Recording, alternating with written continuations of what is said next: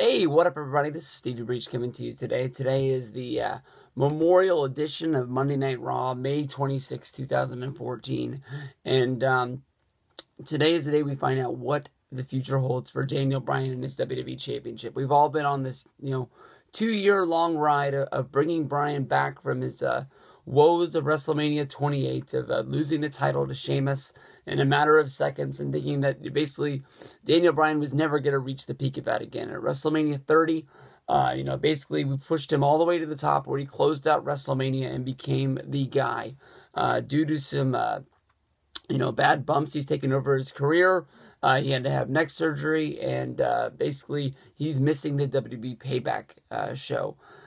With that, they have not come down and said an official opinion. Last week, Stephanie McMahon ordered Daniel Bryan to come to the ring tonight on Monday Night Raw and relinquish the title.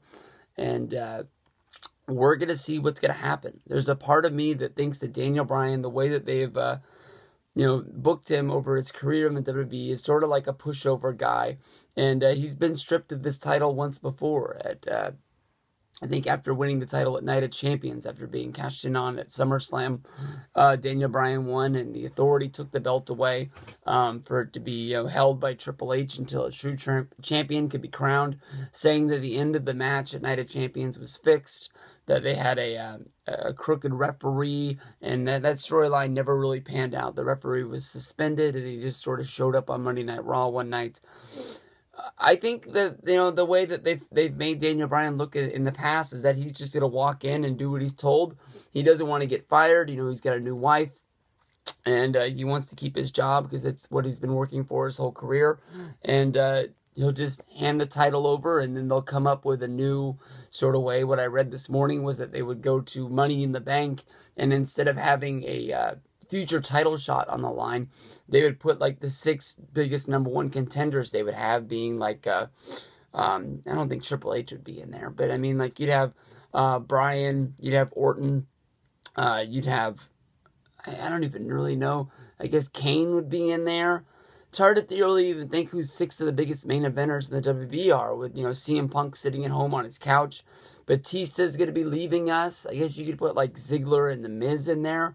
They're not looked as like true number one contenders for the title, but I mean, they are past champions that would be in there. But I don't even really know how you would do that. I mean, Rob Van Dam's around, but then it seems like you have a whole match of all good guys. But I think last year at Money in the Bank, didn't you have a match of basically all baby faces in one, and then in the other one you had pretty much all heels in the other? It didn't really make a lot of sense, but it made for a good match last year. What we need to do is Daniel Bryan to go to the ring tonight and hopefully not be wearing a neck brace. I think that was good comedy. A few weeks ago, building up to the match between him and Kane at Extreme Rules, having him in the back, and it was mainly looking like he was building up like a Stephanie versus Brie match, because that Daniel couldn't choke out Stephanie on his own. But we need Daniel Bryan to go to the ring tonight and just throw caution into the wind. Basically, just if they fire me, they fire me. But I'm not giving up this title. I've worked so hard to get to this. I've lost in seconds at WrestleMania. I've been beaten up. I've been battered. I've been bruised.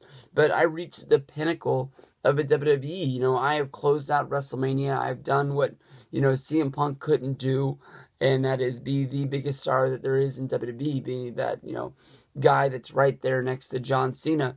Not many people have been able to be the guy who holds the title at the end of WrestleMania, even though you have that little footer of The Miz is always going to be there. But I think The Miz's career is going to turn around sooner than later.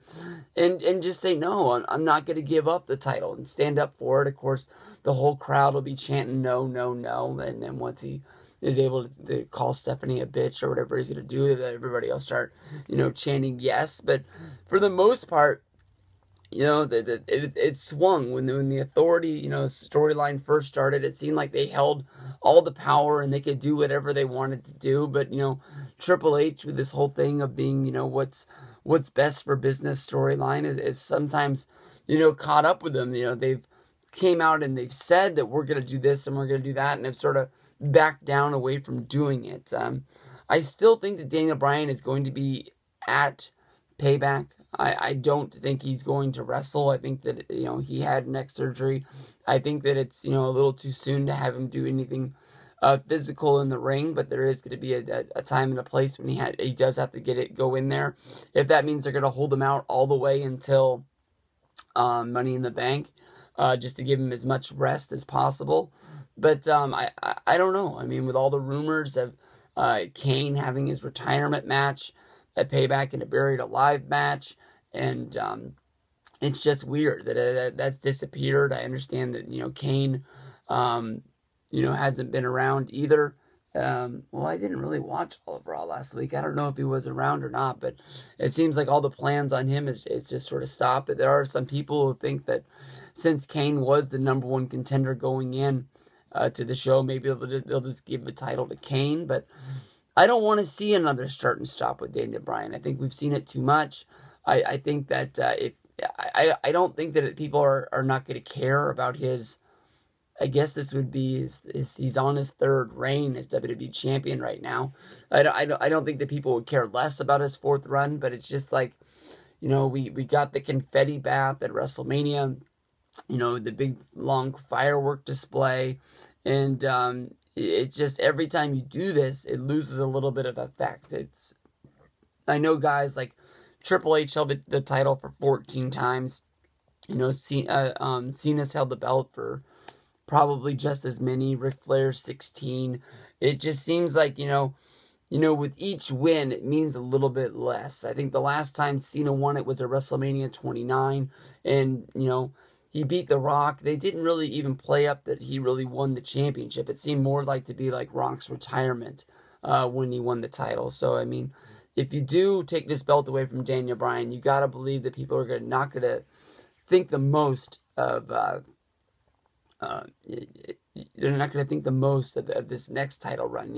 It could get hot and it could get there, but I just feel like it's too many start and stops with Daniel Bryan, and we're going to have to see where they go from there. If they do strip him, you're not going to be able to have a title match at Payback unless you just Brodus Clay against Dolph Ziggler or something like that, and I don't even know where you pull that from. And there's no real number one contenders out there. I mean, I couldn't even fill a Money in the Bank match with 6 guys that should be going for the WWE Championship.